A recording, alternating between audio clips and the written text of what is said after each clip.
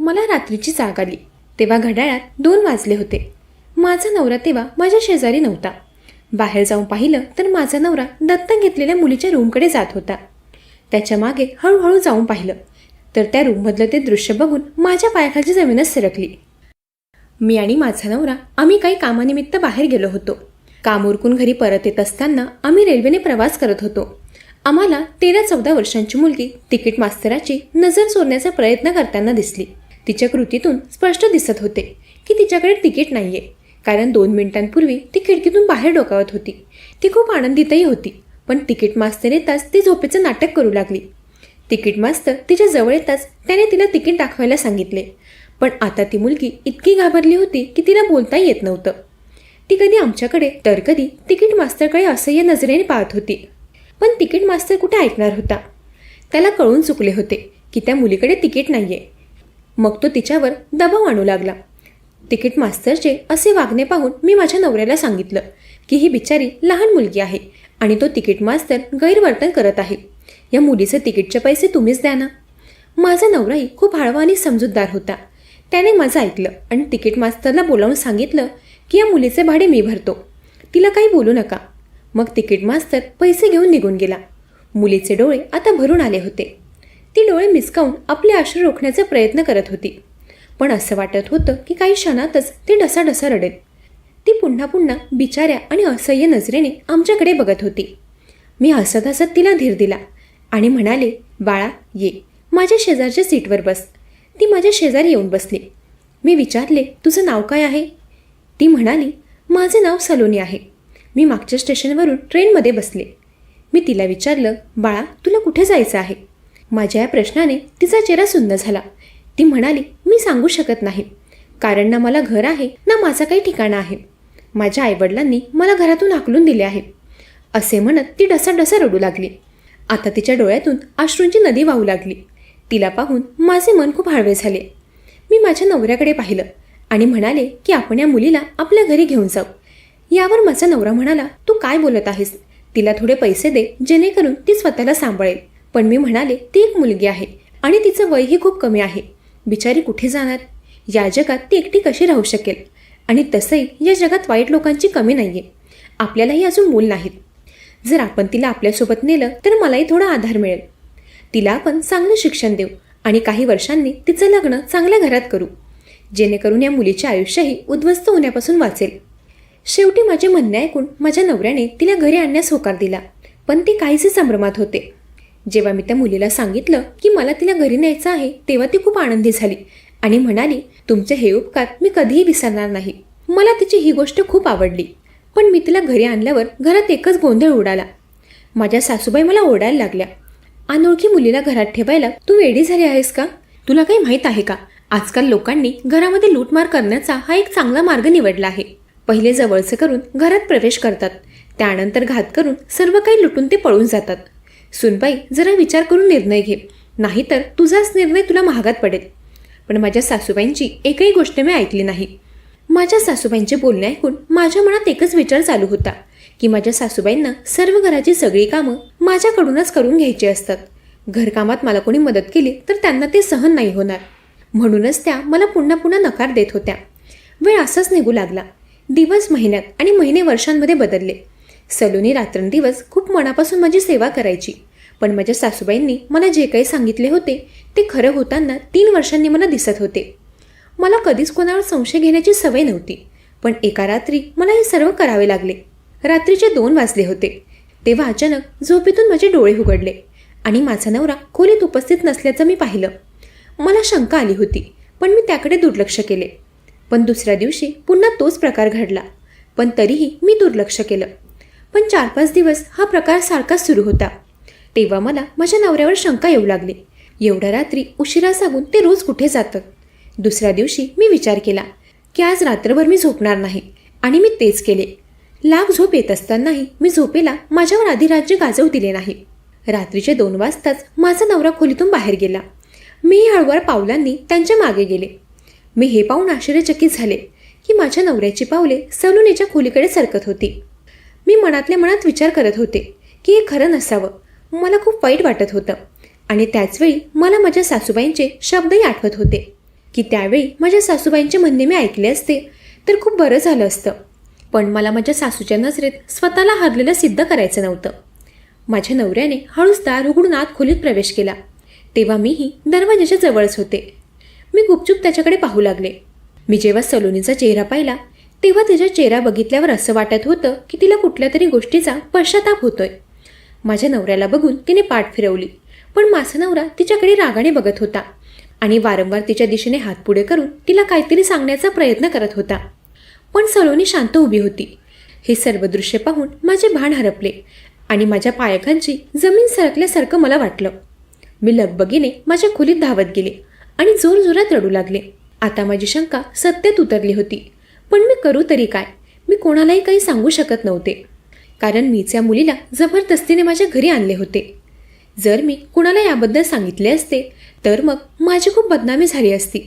माझ्या मनात विचार चालू लागले की माझ्या सासूबाई आणि घरचे लोक मला टोमणे मारून मारून मला बेजार करतील. दुसऱ्या दिवशी सलोनी मला म्हणाली की एकतर मला तुमच्या खोलीत राहू द्या किंवा आजीसोबत राहू द्या. तिचे बोलणे ऐकून मला आश्चर्य वाटले. मी तिला म्हणाले, असं काय झालंय की तुला तुझी खोली बदलायची आहे? ती काहीच बोलली नाही आणि गप्प बसली. पण ती अगदी तशीच दिसत होती, जणू ती खूप घाबरली आहे. मी जबरदस्तीने तिला काय प्रकरण आहे हे विचारण्याचा प्रयत्न केला, परंतु तिने एवढंच उत्तर दिले की मला एकट्या राहण्याची भीती वाटते आणि असे सांगून तिने ती गोष्ट टाळली. पण तिचे शब्द ऐकून मला आतून आनंद झाला, कारण कदाचित या मुलीची काहीच चूक नाही हे मला समजले होते. कदाचित ही सर्व माझ्या नवऱ्याची चूक आहे. मी माझ्या सासूबाईंना सलोनीला त्यांच्या खोलीत राहू द्यायला सांगितले, पण माझ्या सासूबाईंनी स्पष्ट नकार दिला. काही दिवसांनी माझ्या नवऱ्याची बदली झाली आणि तो नोकरीसाठी दुसऱ्या शहरात गेला. आता सलोनी खुश दिसत होती. असं वाटत होतं की तिला आता कुठल्याच गोष्टीची भीती नाहीये. मलाही तिला कुठेही पाठवायचं नव्हतं, कारण एका तरुण निराधार मुलीला घराबाहेर काढलं म्हणून लोकांनी माझ्याकडे बोट दाखवावं असं मला वाटत नव्हतं. आणि तसंही ती सुरक्षित राहावी म्हणूनच तर मी तिला घेऊन आले होते. माझ्या नवऱ्याला बाहेर गावी जाऊन जवळपास 3 महिने उलटून गेले होते की मला एक आनंदाची बातमी मिळाली, जी ऐकण्यासाठी प्रत्येक स्त्रीचे कान आसुसलेले असतात. मी गरोदर होते आणि माझा आनंद गगनात मावत नव्हता. पण माझ्या सासूबाईंची वागणूक पाहून मी खूप निराश झाले.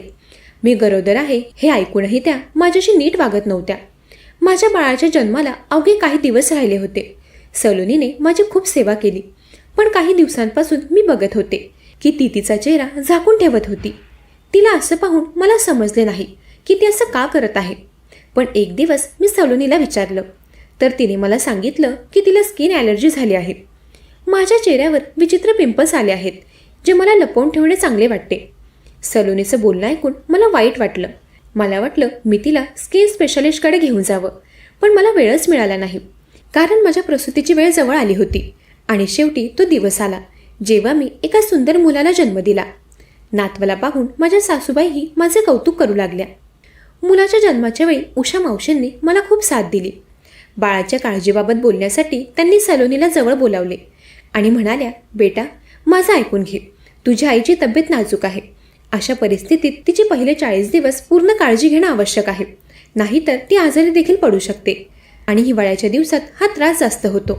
जर स्वतःची काळजी घेतली नाही तर तुम्ही आयुष्यभर निरोगी राहू शकणार नाही आणि दुसऱ्या मुलाच्या जन्माच्या वेळी जास्त त्रास होईल. मावशी आणि सासूबाईंच्या बोलण्याने मी घाबरले. त्यांनी मला सांगितले की रोज वेळेवर मालिश करून घ्यायची. मावशींचे बोलणे ऐकून सलोनी गोंधळून गेली. ती म्हणाली, बाकीचे सर्व काम मी करेन, पण मला अशा गोष्टींपासून दूर ठेवा. आणि असंही मला अशा कामांचा अनुभव नाहीये आणि माझ्याकडून काही चूक झाली तर सगळे मलाच जबाबदार धरतील. तिचे बोलणे ऐकून माझी सासू रागाने लाल झाल्या. ए मुली, तुला लाज नाही वाटत का? इतकी वर्ष झाली आम्ही तुला या घरात फुकट खायला घालतोय. तुला नाही बोलताना लाज कशी वाटत नाही? तू असं कसं बोलू शकतेस? जेव्हा ही वेळ तुझ्यावर येईल तेव्हा तुला समजेल. तुला जेवढं सांगितलं आहे तेवढंच कर. माझी सासू रागाने तिला बोलत होती. माझ्या सासूबाई माझ्याशी कधीच 2 प्रेमळ शब्द बोलल्या नव्हत्या, पण आज त्या मला मनापासून साथ देत होत्या. त्या दिवसापासून सलोनी मला रोज मालिश करून देऊ लागली, पण तिचा चेहरा नेहमीच ओढणीने झाकलेला असायचा. एके दिवशी योगायोगाने असं घडलं की सलोनी माझ्याजवळ बसलेली होती. कदाचित देवाला हे खरं दाखवायचं असेल. अचानक तिच्या चेहऱ्यावरून ती ओढणी बाजूला झाली. मी सलोनीला पाहून आश्चर्यचकित झाले. तिचा चेहरा बघून मी एकसारखं तिच्याकडे बघतच राहिले. माझ्या तोंडातून शब्दच बाहेर पडत नव्हते. मी मोठ्या कष्टाने थरथरत्या ओठांनी सलोनीला म्हणाले, आजही जर तू मला खरं सांगितलं नाहीस तर त्याचा परिणाम खूप वाईट होईल. सलोनीच्या चेहऱ्यावर मला एक भीती दिसत होती. मी सलोनीला म्हणाले, तू आता मला जर खरं सांगितलंस तर मी तुझ्याबद्दल कोणालाच काही बोलणार नाही. पण जर तू माझ्याशी खोटं बोललीस तर मी तुला इथे आणि आत्ताच पोलिसांच्या ताब्यात देईन. सलोनी थरथरत्या ओठांनी म्हणाली, मी खूप गरीब कुटुंबातील आहे, पण गरीब असण्यासोबतच माझ्या कुटुंबात अंधश्रद्धाही भरलेली आहे. माझे आईवडील जे नेहमी मुलींच्या जन्माच्या विरोधात होते, देवाने त्यांना 5 मुली दिल्या होत्या. जेव्हा लहान मुलगी जन्माला आली होती तेव्हा वडिलांच्या इच्छेवर जणू पाणीच फेरले आणि शेवटी त्यांनी विचार केला की कदाचित देव या बायकोपासून मला फक्त मुलीच देत राहील, मग दुसरं लग्न का करू नये. या प्रकरणाची घरात चर्चा झाली होती. तिची सत्ता धोक्यात जाताना दिसत होती. रात्रंदिवस ती देवासमोर प्रार्थना करत होती की कसे तरी एका मुलाची आई बनावं. पण हे निसर्गाचं काम आहे, हे माणसाच्या हातात नसतं. एके दिवशी ती उदास बसली होती. तेव्हा एक बाई माझ्या आईकडे आली आणि म्हणाली की शेजारच्या गावात एक तांत्रिक आला आहे. ते म्हणतात की त्यांच्याकडे असं औषध आहे की ते खाऊन तुम्ही मुलाला जन्म देऊ शकतात. त्या मूर्ख स्त्रीचे शब्द ऐकून माझ्या आईच्या मनात एक आशेचा किरण आला. मग आईने विचार केला यात काय नुकसान आहे आणि तिने मग वडिलांसमोर एक अटही ठेवली की यावेळी मुलगा झाला नाही तर नक्कीच तुम्ही दुसरं लग्न करा. मग ती त्या तांत्रिकाकडे गेली. त्याने पाण्यात औषध मिसळून तिला प्यायला दिले आणि सांगितले की मुलगा झाल्यावर तू त्याला माझ्याकडे घेऊन ये, नाहीतर खूप मोठं नुकसान होईल. आईला अजून काय हवे होते. ती आनंदाने घरी आली. 2 महिन्यांनंतर ती गरोदर राहिली आणि शेवटी तिची इच्छा पूर्ण झाली. तिला मुलगा झाला. वडीलही मुलगा झाला म्हणून खूप खुश झाले. पण आईला मनातल्या मनात ती गोष्ट खाऊ लागली की तांत्रिकाला दिलेलं वचन पाळले नाही तर नुकसान होईल. आणि यातच 10 वर्ष गेले. आई आपलं वचन पूर्ण करू शकली नाही, कारण माझ्या वडिलांचाही या गोष्टीवर विश्वास नव्हता. मी आईचा तोच मुलगा होतो. एके दिवशी वडील काही कामानिमित्त बाहेर गेले होते. तेव्हा आईने मला माझा जन्म कसा झाला आणि त्या तांत्रिकाला काय वचन दिले होते ते सर्व सांगितलं. मग मला लाडीगोडी लावून त्या तांत्रिकाकडे आई घेऊन गेली. मला खूप भीती वाटत होती. तांत्रिकाबद्दल माझ्या मनात चांगले विचार नव्हते. मला पाहून त्यांच्या शिष्यांना आनंद झाला आणि त्यांनी कुठे होतीस इतके दिवस, मुलगा मिळाल्यावर तू आम्हाला विसरली. मी तुला सांगितले होते की जर तू तुझ्या मुलाला आमच्यापर्यंत आणले नाही तर तुमचे खूप मोठे नुकसान होऊ शकते. तांत्रिकाचे बोलणे ऐकून आई खूप घाबरली. थोडा वेळ गप राहून ती म्हणाली की बाबा सांगा आता काय करायचं आहे, यावर आता काही उपाय नाही का. तो तांत्रिक माझ्या आईला म्हणाला की तू इथे यायला खूप उशीर केला आहेस. या मुलाला आता आमच्या स्वाधीन कर, अन्यथा या मुलाला आपला जीव गमवावा लागेल. हे सर्व ऐकून आई खूप घाबरली आणि मला त्या धूर्त तांत्रिकाच्या स्वाधीन करून ती निघून गेली. मी तिथल्या लोकांना विनंती केली की मला माझ्या घरी जाऊ द्या, पण कोणीही माझं ऐकलं नाही. 2-4 दिवस गेल्यावर मला कळलं की त्यांचा धंदा काही वेगळाच आहे. हे लोक मुलांना अपंग करून त्यांना भीक मागायला लावतात. मला आता समजले होते की तांत्रिकाचे शिष्य माझ्यासोबतही काहीतरी चुकीचं करणार आहेत. मग एका रात्री कसं तरी लपून छपून मी एका लहान मुलीचा ड्रेस घालून रात्री तिथून गायब झालो आणि मी अशा पद्धतीने तिथून पळत सुटलो की मी मागे वळून तिथे कधीच बघितलं नाही आणि सरळ येऊन ट्रेनमध्ये बसलो. आणि त्यानंतर तुम्ही मला तुमच्या घरी घेऊन आल्या. सुरुवातीला सर्व काही ठीक होते, पण नंतर तुमच्या नवऱ्याने माझ्याकडे चुकीच्या नजरेने बघायला सुरुवात केली. त्यांचं ते वागणं पाहून मला खूप भीती वाटायची. मला काय करावे हे समजत नव्हते, कारण मला भीती होती की माझं रहस्य सर्वांसमोर येईल. मी त्यांना धमकी दिली की जर माझ्याजवळ आलात तर मी आवाज करीन आणि तुमच्या बायकोला सर्व काही सांगेन. आणि त्या दिवसात तुम्ही गरोदर राहिल्या. मावशींच्या सांगण्यावरून मला तुमची मालिश करावी लागली, पण या कामात मला अजिबात आनंद झाला नाही. माझ्यावर विश्वास ठेवा, मी तुम्हाला नेहमीच आईच्या नजरेतून पाहिलं आहे. मी अजूनही तुमचा खूप आदर करतो. काही दिवसांपासून माझ्या चेहऱ्यावर दाढीचे केस येत असल्याचं जाणवत होते, म्हणूनच मी माझा चेहरा तुमच्यापासून लपवत होतो. प्लीज मला माफ करा. मला पोलिसांची खूप भीती वाटते. मला वाचवा. मी आयुष्यभर तुमचा ऋणी राहीन. असे म्हणत तो रडत माझ्या पाया पडला. मी त्याला माझ्या पायावरून उचलले आणि म्हणाले, मला माहीत नव्हते की तू मुलगा आहेस. तुझी मजबुरीही मला कळली नाही, पण आता माझ्या नवऱ्याला ही गोष्ट कळली तर इथे खूप गोंधळ होईल. देवासाठी इथून निघून जा. मी तुला काही पैसे आणि दागिनेही देत आहे. त्यांचा वापर करून स्वतःसाठी काहीतरी चांगले करण्याचा प्रयत्न कर, पण इथे कधीच दिसू नकोस, नाहीतर माझा संसार संकटात येईल. मी माझ्या कपाटातून काही दागिने आणि काही पैसे त्याला दिले, जेणेकरून तो ते विकून उदरनिर्वाह करू शकेल. आणि त्या दिवसापासून माझ्या घराजवळ कुठेही मुलीचं नाव घेऊन फिरणारा सलोनी नावाचा मुलगा मला परत दिसला नाही. पण आजही जेव्हा हा प्रसंग मी आठवते तेव्हा सासूबाईंचे म्हणणे ऐकले असते तर बरे झाले असते असं मला वाटते. आता पुन्हा पुन्हा हे टोमणे मला ऐकायला मिळतात. मुलगा काय झाला तर त्या जवान मुलीकडून कामं करून घेतलीत आणि तिला घरातून हाकलून दिले. मंडळी, तुम्हालाही जर कुठेही निराधार मुलं दिसलीत तर सर्वप्रथम त्यांना जवळच्या पोलीस ठाण्यात घेऊन जा आणि त्यांची ओळख नोंदवा किंवा त्याला अनाथ आश्रमात जमा करा. आणि जर तुम्हाला एखादे मूल दत्तक घ्यायचे असेल तर एकतर त्या अनाथ आश्रमातून किंवा तुमच्या घरातील एखाद्या ओळखीच्या सदस्याकडून घ्या. मंडळी, कथा कशी वाटली हे कमेंट करून नक्की सांगा. ऐकत रहा मनाचे बोल.